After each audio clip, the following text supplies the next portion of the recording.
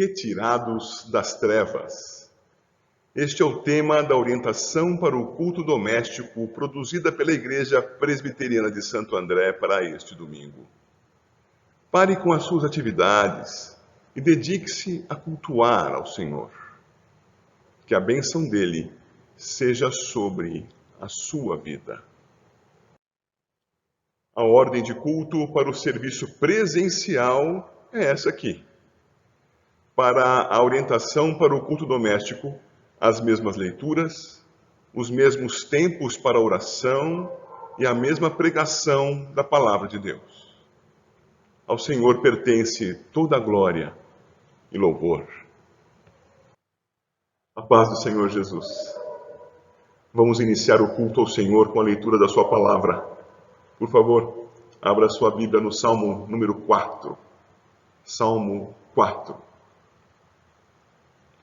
O Salmo começa na apresentação do texto, como nós vemos aqui para a leitura do Salmo 4, com as palavras Salmo de Davi, ao mestre de canto com instrumentos de cordas. Então prossegue. Responde-me quando clamo, ó Deus da minha justiça. Na angústia me tens aliviado, tem misericórdia de mim e ouve a minha oração. Ó homens, até quando tornareis a minha glória em vexame, e amareis a vaidade, buscareis a mentira? Sabei, porém, que o Senhor distingue para si o piedoso. O Senhor me ouve quando eu clamo por ele. Irai-vos e não pequeis. Consultai no travesseiro o coração e sossegai. Oferecei sacrifícios de justiça e confiai no Senhor. Há muitos que dizem, quem nos dará a conhecer o bem? Senhor, levanta sobre nós a luz do teu rosto. Mais alegria me puseste no coração do que a alegria deles quando lhes há fartura de cereal e de vinho. Em paz me deito e logo pego no sono, porque, Senhor, só tu me fazes repousar seguro. O salmista Davi apresenta a sua oração a Deus, pede socorro a Deus, e pede socorro porque tem sido oprimido por homens que, segundo o versículo 2, tentam trabalhar contra a glória do próprio Davi, contra as suas virtudes, contra as suas vitórias, contra aquilo que Deus lhe havia dado, procuram transformar a glória do próprio nome de Davi em vexame. E estes homens amam a vaidade, isto é, amam-se a si mesmos, e buscam a mentira, transtornam a verdade. Ele continua dizendo a estes homens, sabei que o Senhor distingue para si o piedoso, sabei que o Senhor me ouve quando eu clamo por ele. Então ele está buscando ao Senhor a respeito destes homens, aos quais diz, o Senhor me conhece, o Senhor cuida de mim. Então o Senhor responde ao salmista, responde a nós, irai-vos e não pequeis, consultai no travesseiro o coração e sossegai, oferecei sacrifícios de justiça e confiai no Senhor. Isto é, você pode até mesmo se irar contra essas pessoas que lhe apertam, que lhe ofendem, que mentem contra você, mas sossegue o seu coração, confie no Senhor, adore ao Senhor. Esta é a palavra de Deus para nós, que nós o adoremos, que nós nele confiemos, que nós nele descansemos. O salmista, então, faz referência novamente àqueles homens, e você vê isto no início do verso 6. Há muitos que dizem, quem nos dará a conhecer o bem? E ele logo responde, Senhor, levanta sobre nós a luz do teu rosto. O Senhor nos dará a conhecer o bem. E diz como é que o Senhor lhe dá a conhecer o bem. Veja o verso 7. Mais alegria me puseste no coração do que a alegria deles, quando lhes há fartura de cereal e de vinho. O Senhor nos faz conhecer o bem ao nos fazer conhecer a Ele mesmo. E assim Ele nos enche de alegria, assim Ele te enche de alegria. Enquanto você o busca, enquanto você o adora, enquanto você descansa nele, o Senhor mostra sobre você a luz do seu rosto. E então, o versículo 8. Embora muitos queiram oprimir, ferir, ofender, o salmista, a mim, a você, confiando no Senhor, descansando no Senhor, sob a face do Senhor, sob a luz abençoadora do Senhor, verso 8, em paz me deito e logo pego no sono, porque, Senhor, só Tu me fazes repousar seguro. Busque a Deus agora em oração. Guarde tempo agora para apresentar o seu problema, a sua dificuldade diante de Deus, mas o faça confiando nele, adorando o seu nome, descansando no Senhor. Ore a Deus, ore em nome do mediador, ore em nome do Senhor Jesus.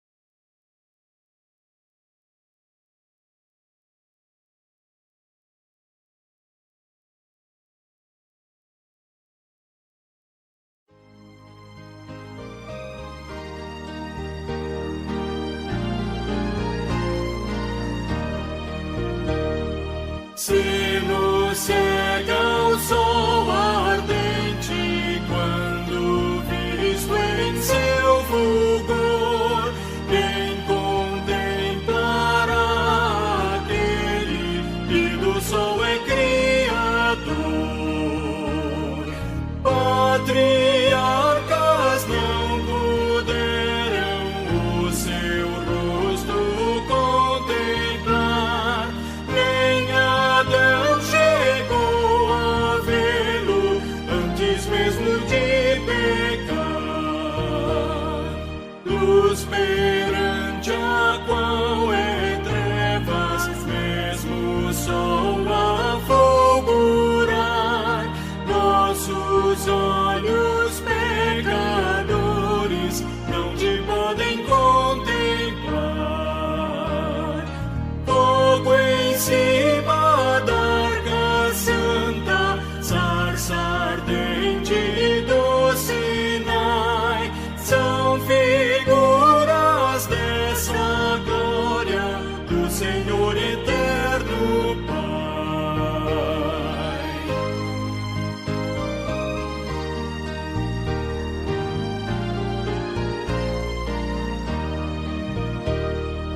Para termos nós com Ele franca e doce comunhão, Cristo Filho fez-se carne, fez-se nossa redenção,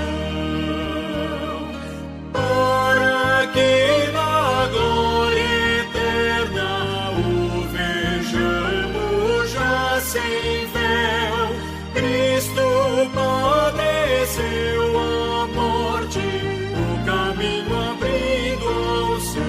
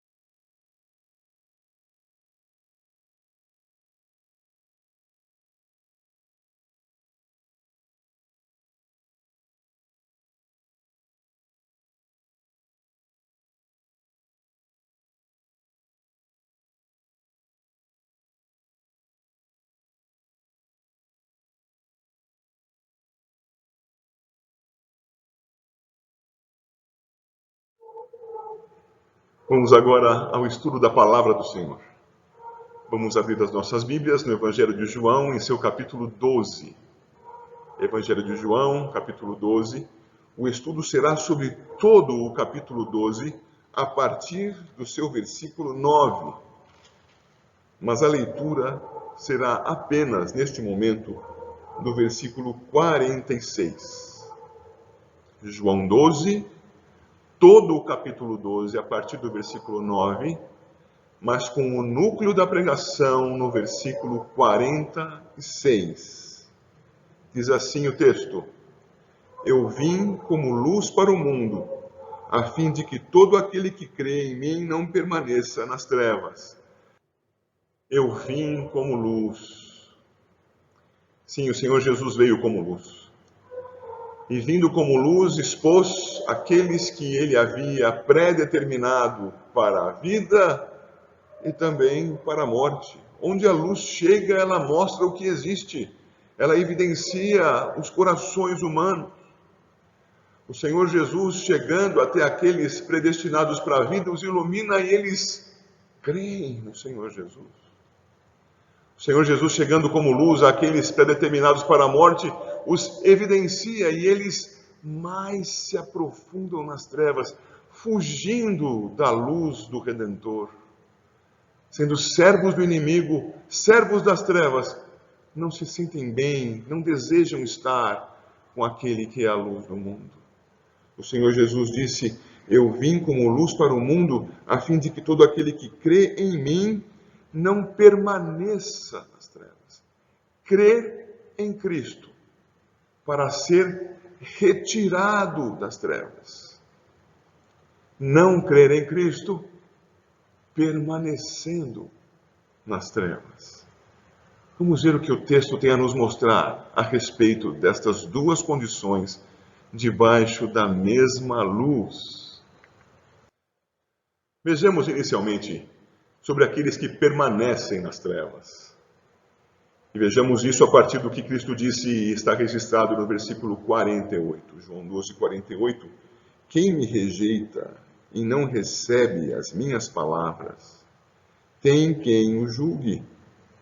A própria palavra que tenho proferido, essa o julgará no último dia. E veja como o texto segue. Porque eu não tenho falado por mim mesmo, mas o Pai que me enviou, esse me tem prescrito o que dizer e o que anunciar. E sei que o seu mandamento é a vida eterna. As coisas, pois, que eu falo, como o Pai me tem dito, assim falo. Aqueles que rejeitam a Cristo, rejeitam a sua palavra que é também manifesta nas suas obras. As obras que foram registradas aqui por João no seu Evangelho como sinais, como evidências visíveis do ensino de Cristo. Ora, mas o ensino de Cristo é o ensino do Pai, é a palavra do próprio Pai. E a palavra do Pai, é dito aqui no versículo 50, é a vida eterna. Crer em Cristo é crer no Pai. Crer na palavra de Cristo é ter a vida eterna. Rejeitar a Cristo é permanecer nas trevas. Dessa mesma maneira permaneciam aqueles que, segundo o texto, eram os religiosos legalistas, trazendo aqui para o nosso tempo qualquer religioso apegado à sua religião e desligado de Cristo. Pessoas tão apegadas às suas tradições culturais, familiares, religiosas, às suas ideologias, tão apegados que se esquecem de que a vida não está nestas coisas. A vida não está nos seus próprios interesses. A vida está em Cristo Jesus, na sua palavra, que é a palavra de Deus, que é a palavra que dá vida. É crendo nele que há a remissão, o perdão dos pecados. Mas as pessoas tão apegadas à sua cultura, à religião, aos seus traços familiares, às suas ideologias, acabam abandonando a Cristo. Na verdade, o rejeitam. Quando a luz do Senhor brilha sobre essas pessoas, elas simplesmente se sentem ofuscadas e fogem da luz, aprofundando-se nas trevas. No caso aqui do nosso texto, tendo sabido numerosa multidão dos judeus que Jesus estava ali, eu li o capítulo 12, verso 9, Lá foram, não só por causa dele, de Jesus, mas também para verem Lázaro, a quem ele ressuscitara dentre os mortos. Mas os principais sacerdotes resolveram matar também Lázaro, porque muitos dos judeus, por causa dele, voltaram crendo em Jesus. Vejam, aqueles que estão apegados à sua própria ideologia, à sua própria cultura, à sua própria raiz familiar, à sua própria religião sem Cristo, rejeitando o que Cristo ensina a respeito dele ser o único mediador entre Deus e os homens, o único apto a apresentar-se diante do Todo-Poderoso Deus, sendo homem, e permanecer vivo, e na sua justiça apresentando-se em lugar dos pecadores, para pagar o preço do pecado, o preço da morte desses pecadores. Rejeitado o Cristo, na sua palavra, nas suas obras, ele é então objeto dos planos destas pessoas para matá-lo. É isto que traz o final do capítulo 11, quando é dito que eles haviam planejado matá-lo. Veja o verso 53 do capítulo 11. Desde aquele dia resolveram matá-lo, matar a Jesus. E agora, vendo que Lázaro está próximo de Jesus, e que pessoas seguem a Cristo também para ver o testemunho de Lázaro, querem também matar a Lázaro. Estas ideologias anticristãs, estas religiões anticristãs, esses traços culturais, familiares, anticristãos, querem exterminar Cristo da sua história, querem apagar Cristo dos nossos livros e da nossa memória, querem também exterminar aqueles que seguem a Cristo Jesus, permanecem nas trevas e querem apagar a luz. Esses também estão se manifestando diante da multidão que logo aclama Jesus quando ele chega à cidade de Jerusalém. O aclamam dizendo: Hosana, bendito que vem em nome do Senhor e que é rei de Israel. Estes não suportam isto. E então, baixando a cabeça, lastimando a sua situação, vão dizer o que está no versículo 19: vede que nada aproveitais. Eis aí vai o mundo após ele. Isto é, o que temos feito não tem surtido efeito. Não temos conseguido apagar a luz de Jesus. Ele brilha, as pessoas o buscam, seja para serem curadas, seja para crerem nele e segui-lo até a morte. O seguem, o buscam. Com isso estamos perdendo, pensavam aqueles homens, na sua característica legalista, religiosa, cultural, política, ideológica. Pensavam, estamos perdendo o nosso poder. Capítulo 11, verso 48. Se o deixarmos assim, todos crerão nele, perderemos o poder sobre o povo. Depois virão os romanos e tomarão não só o nosso lugar, os romanos tomarão o nosso poder político, mas a própria nação. Os romanos tomarão a nossa terra, tomarão a nossa propriedade, a nossa herança. Povo, política, herança. Vede, diz o verso 19 do capítulo 12, de nada aproveitais, eis aí vai o mundo após ele. Essas pessoas querem tudo menos a luz, tudo menos a Cristo, tudo que mais e mais as aprofunda nas trevas. Estas pessoas são as que compõem o mundo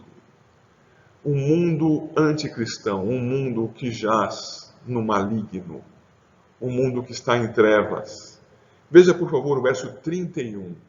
O Senhor Jesus está dizendo: chegou o momento de ser julgado este mundo, e agora o seu príncipe será expulso. Veja que o Senhor identifica com clareza, luminosa, solar, as trevas. O mundo que o rejeita seguindo o seu príncipe, seguindo a Satanás, seguindo o diabo. E os versos 34 a 40 nos mostram mais a respeito dessas pessoas. Observe.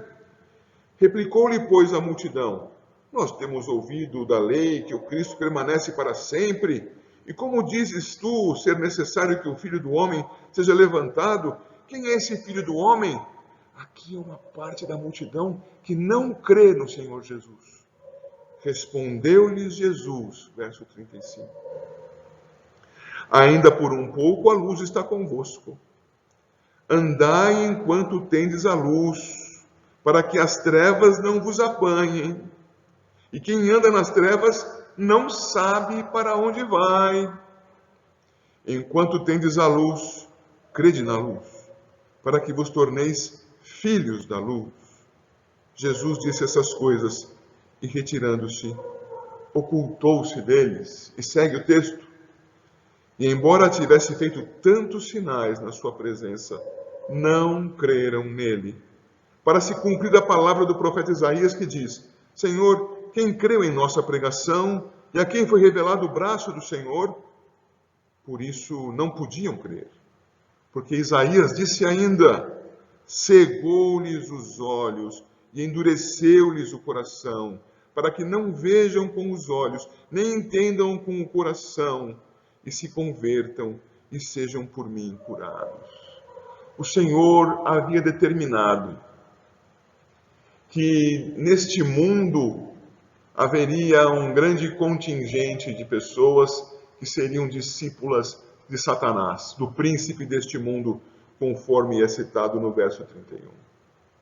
E assim como o príncipe deste mundo estava condenado, está condenado e será lançado no lago de fogo no último dia, da mesma maneira, aqueles que o seguem, este mundo cegado, porque o Senhor os havia cegado, eles não poderiam crer no Senhor, eles não tinham condição de nele crer, como é registrado no comentário de João, nos versículos 37 e 39.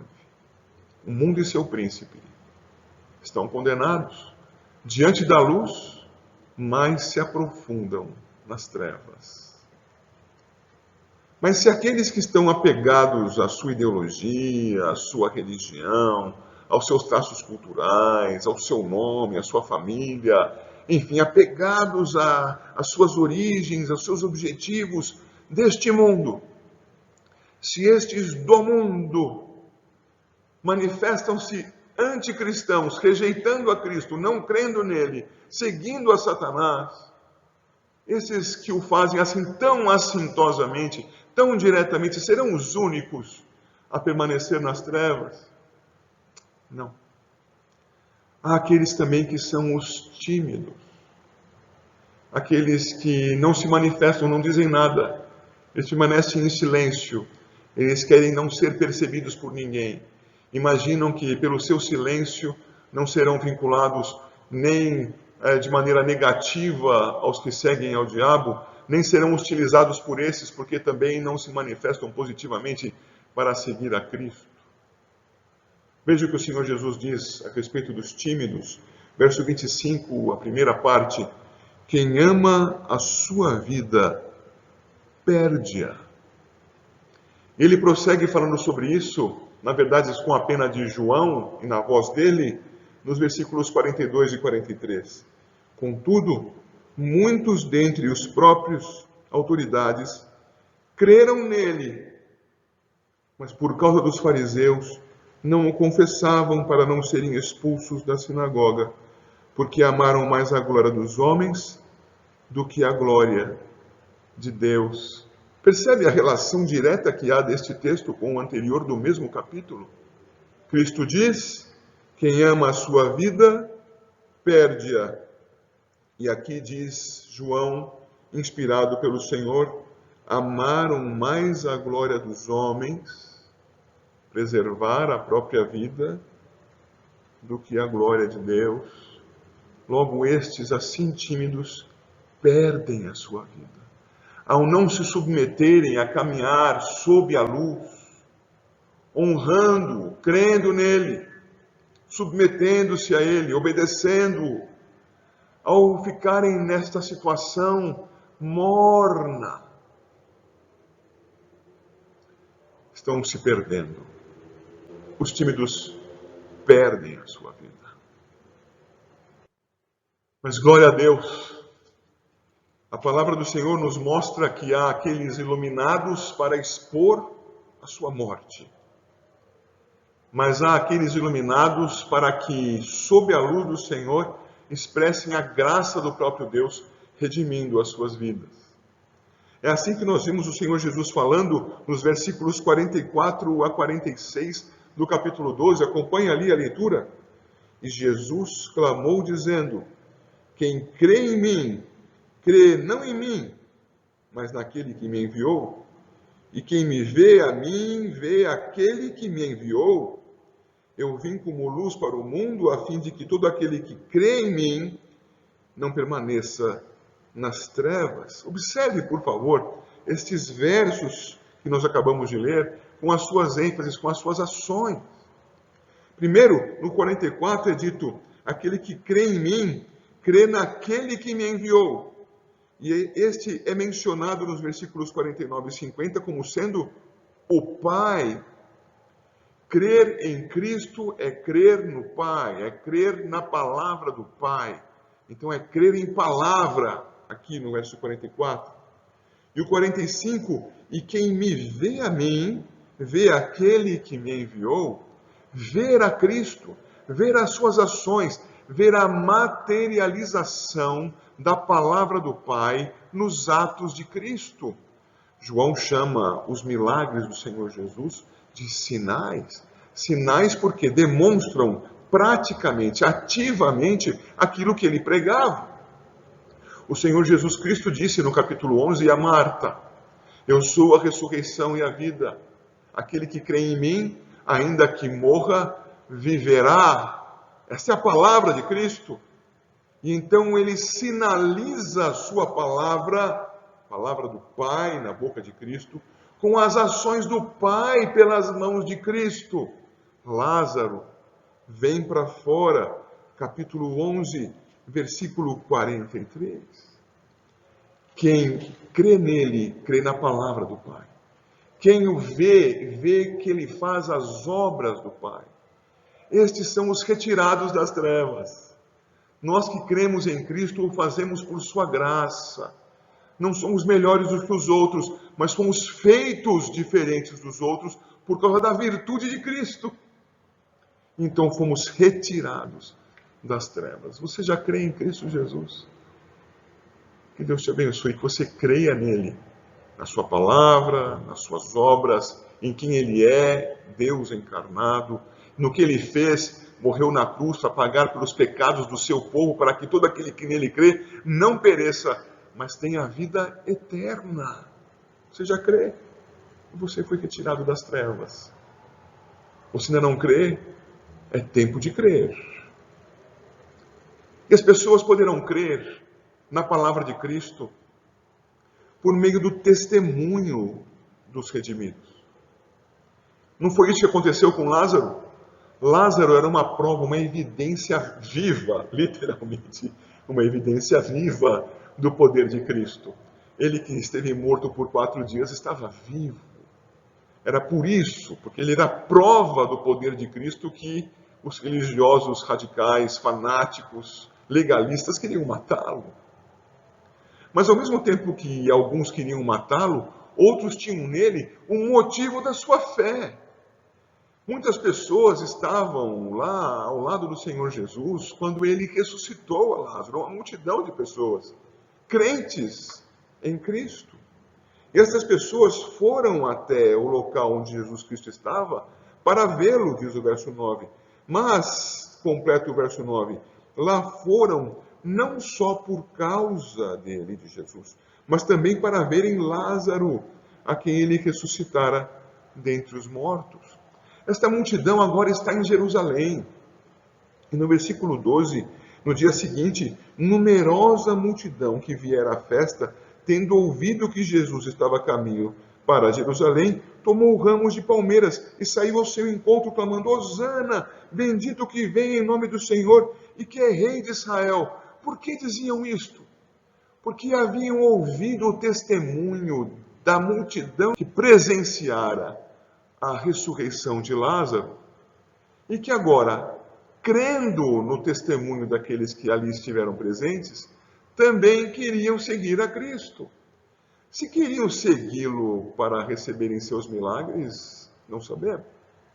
Mas queriam segui-lo e o aclamavam como rei de Israel, o reconheciam como Messias. E os versículos 17 e 18 mostram bem por que o faziam. Dava, pois, testemunho disto a multidão que estivera com ele quando chamara a Lázaro do túmulo.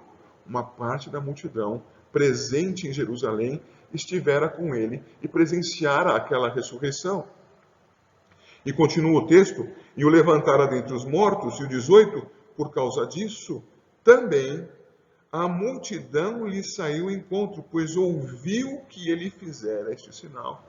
A multidão que está em Jerusalém recebendo ao Senhor Jesus é aquela multidão que, pelo testemunho de Lázaro, por aquilo que Lázaro significava, isto é, o poder de Cristo para dar vida aos mortos, esta multidão, composta por testemunhas imediatas e por outros que ouviram falar desse testemunho, é que aclamava ao Senhor Jesus com seu Hosana, bendito que vem em nome do Senhor e que é rei de Israel. Como as pessoas podem ser retiradas das trevas? Sempre pela graça de Deus, sempre pelo poder do Senhor Jesus, mas pela instrumentalidade das testemunhas de Cristo. Você foi retirado das trevas, você é crente no Senhor Jesus, o seu testemunho da fé em Cristo, o seu testemunho do poder transformador de Cristo, da ação redentora de Cristo, da retirada da tua vida desde as trevas para a sua luz, o seu testemunho é instrumento do Senhor para a salvação de muitos. Por isso, retirados das trevas por meio de Lázaro, são retirados das trevas por meio do testemunho de Lázaro. Que seja assim também conosco. Mas esse testemunho também se dá por meio da vida de Cristo. A narrativa do que ele fez e do que ele disse. Veja, o testemunho de Lázaro só tinha valor porque apontava para Cristo. Ficar contando as lamúrias da minha vida antes de Cristo, para depois dizer que fiquei bem, estou bem, ótimo, muito bem, mas o que significa isso quanto a Jesus? É preciso centralizar o testemunho em Cristo. E isto nós vimos nos versículos 14 a 16. E Jesus, tendo conseguido um jumentinho, montou-o, segundo está escrito: Não temas, filha de Sião, eis que o teu rei aí vem, montado em um filho de jumenta. Seus discípulos a princípio não compreenderam isto, quando porém Jesus foi glorificado. Então eles se lembraram de que estas coisas estavam escritas a respeito dele e também de que isso lhe fizeram. O que quer dizer isto quanto à vida de Cristo? Quer dizer que Jesus Cristo, na sua humilhação, na sua obediência plena ao Pai, cumprindo aquilo que o Senhor Todo-Poderoso lhe deu a fazer, e o cumprindo absolutamente sem falta, o Senhor Jesus entrava em Jerusalém, aclamado como rei de paz, montado sobre um jumento. Não vinha montado sobre um cavalo para guerrear, vinha montado sobre um jumento, filho de uma jumenta, para que demonstrasse vir em paz, vir vitorioso sobre terra conquistada. Este é o Senhor Jesus cumprindo a profecia, seja lá do livro de Gênesis, na profecia de Jacó sobre o seu filho Judá, seja lá em Zacarias, quando é dito exatamente esse texto que está aqui citado: Não temas, filha de Sião, eis que o teu rei vem aí, montado em um filho de jumenta. O Senhor Jesus, com a sua vida, cumpria a profecia, mas a cumpria na sua humilhação, a cumpria na sua manifestação de pacífica vitória. Ele, tendo conquistado, apresentava-se sobre o jumento, mas também na sua glória. E o verso 16 vai mostrar que os discípulos a princípio não compreenderam isso, quando porém Jesus foi glorificado, ressurreto dos mortos, assunto aos céus. Toda a autoridade me foi dada nos céus e na terra. Quando porém Jesus foi glorificado, então eles se lembraram de que estas coisas estavam escritas a respeito dele e também de que isso lhe fizeram. Reconheceram, ele é o rei, ele é o soberano, ele na sua humilhação não correspondia ao seu traço característico, ele é Deus. Na sua humanidade humilhada, nos trouxe vida, conquistou-nos para a sua vida. Mas vai muito além, ele é o glorioso Deus encarnado. Ele então é reconhecido em toda a sua história, em toda a sua vida. E essa vida toda de Cristo deve ser pregada por suas testemunhas. Da sua humilhação, à sua morte, à sua vitória, à sua glorificação, ressuscitando dos mortos. E também é preciso que nós observemos o testemunho que é dado do Senhor, retirando as pessoas das trevas por meio da lei. Veja, por favor, os versos 20 e 21. Ora, entre os que subiram para adorar durante a festa, havia alguns gregos. Estes, pois, se dirigiram a Filipe, que era de Betsaida da Galiléia, e lhe rogaram: Senhor, queremos ver Jesus. Ora, onde está a lei aqui? A minha casa será chamada casa de oração para todos os povos. E dentre os povos, aqueles que criam no Deus de Israel, eram chamados de prosélitos, de gentios aproximados da nação de Israel. Crentes no Deus de Israel, sem serem israelitas. No contexto da época, tornando-se judeus, sem serem israelitas. E estes, então, crendo no Deus de Israel, queriam cumprir a sua lei, e a celebração da festa da Páscoa era obrigatória para o judeu. Então lá estavam eles para adorar durante a festa, diz o verso 20. Mas tendo sabido a respeito de Cristo, veja toda a sequência, pela ação de Cristo em ressuscitar Lázaro, pelo testemunho de Lázaro, pela vida inteira do Senhor Jesus Cristo, estes identificaram em Jesus alguém de quem a lei falava. E então, verso 21, vão até Filipe, que morava numa cidade onde havia muitos gregos e por isso muito seguramente falava grego. Foi procurado então por aqueles visitantes gregos. Filipe, inclusive, é nome de origem grega. E foram até Filipe e disseram, e aqui na minha tradução, o Senhor está com letra maiúscula, certamente seria com minúscula. Senhor, dizendo, voltando-se a Filipe, queremos ver Jesus, queremos saber mais sobre este que tem cumprido a lei, cumprido a profecia, cuja história é iluminadora daqueles que foram determinados para a vida. Temos visto que o Senhor Jesus veio como luz, e que, vindo como luz, ilumina a todo o homem, ilumina a todo o mundo, nada escapa da luz. Contudo, algo é iluminado, pessoas são iluminadas para evidenciar a sua perdição, a sua rejeição, a sua morte, o seu discipulado a Satanás. Outros, pela graça de Deus, são iluminados e evidenciam a redenção que há em Cristo Jesus. Creem na palavra de Cristo, creem nas obras de Cristo, creem em quem Ele é. Ele é o servo de Deus, Ele é aquele que expõe a palavra do Pai, Ele é o servo obediente do Pai. Em Cristo Jesus é que nós temos vida, é por meio de Cristo Jesus que somos retirados das trevas. Estes que assim creem, testemunham de Cristo Jesus, falam da sua vida, demonstram pela sua lei que Cristo Jesus é o cumprimento da palavra do próprio Deus. e assim apontam para Cristo. E o Senhor Jesus mesmo vai observar a respeito dessas pessoas, desses redimidos, e vai enfatizar algo que é muito importante que nós mencionemos no final desta pregação. Os retirados das trevas odeiam a sua vida neste mundo, assim preservando-a para a vida eterna. Veja aí o versículo 25. Quem ama a sua vida, perde-a, mas aquele que odeia a sua vida neste mundo, preservá-la-á para a vida eterna.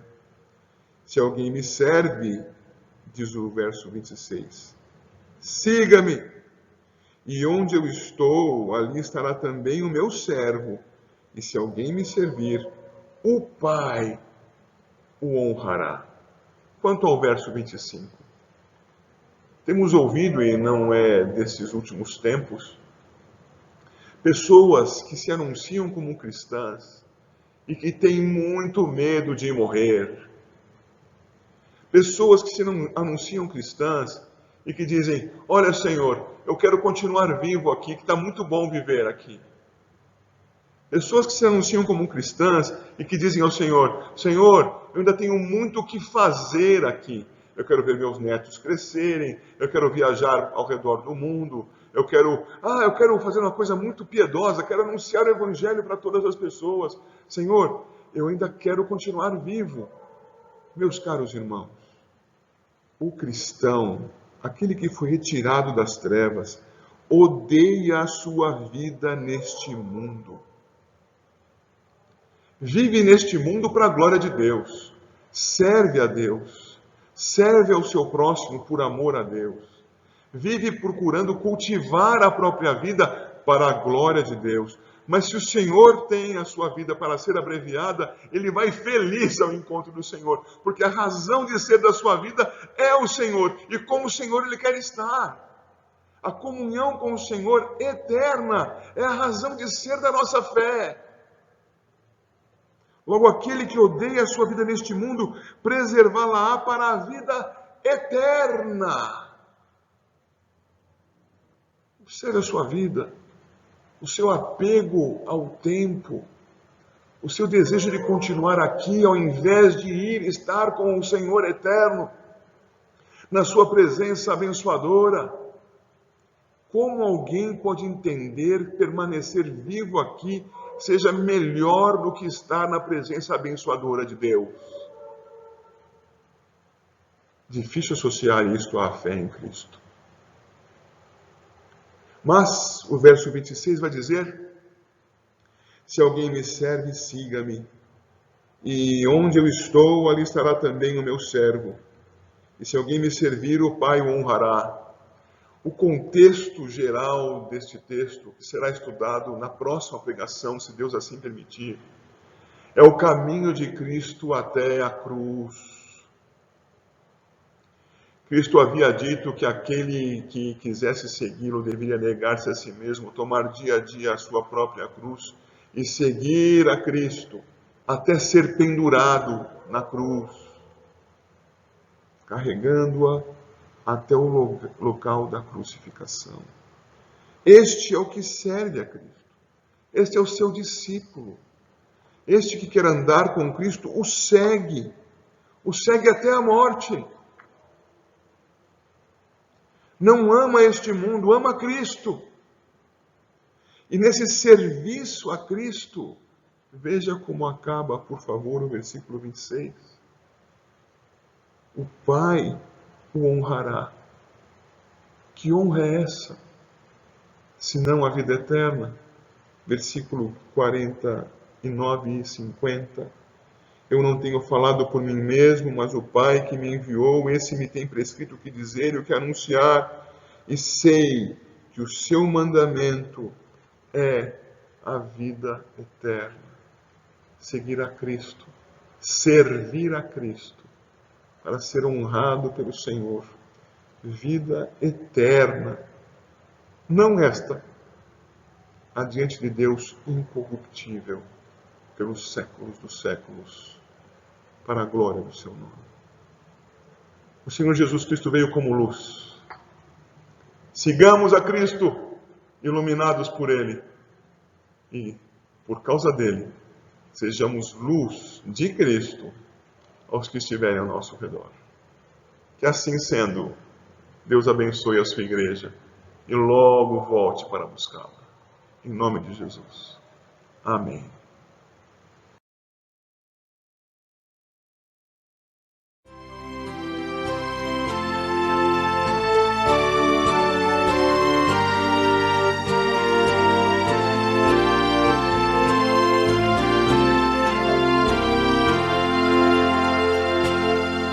Em Jesus confiar, sua lei observar, oh que gozo, que bênção, que paz, satisfeito guardar tudo quanto ordenar, alegria perene nos traz.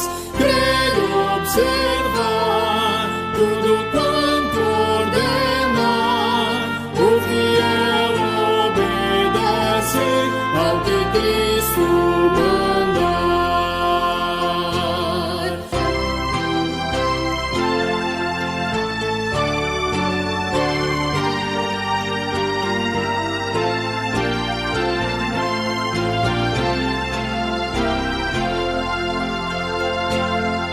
Resoluto, Senhor, e com zelo e fervor, os teus passos queremos seguir, teus preceitos guardar, o teu nome exaltar, sempre a tua vontade cumprir.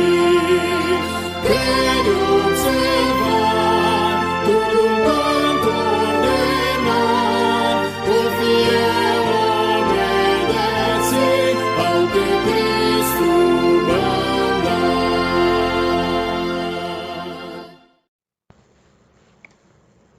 Senhor nosso Deus, recebe a nossa oração, a nossa gratidão, em nome do Senhor Jesus. E abençoa, Senhor Deus, a tua igreja, para que seja forte e caminhe sob a luz do Senhor, confessando-o a cada dia, com todo o seu ser, em todas as suas atividades, do mais jovem ao mais antigo. Dá a tua bênção, Senhor Deus. Ouve a oração da tua igreja, fortalece-a, Senhor, para que ela creia em Cristo e obedeça à tua santa vontade. Seja o Senhor adorado sempre. Em nome do Senhor Jesus.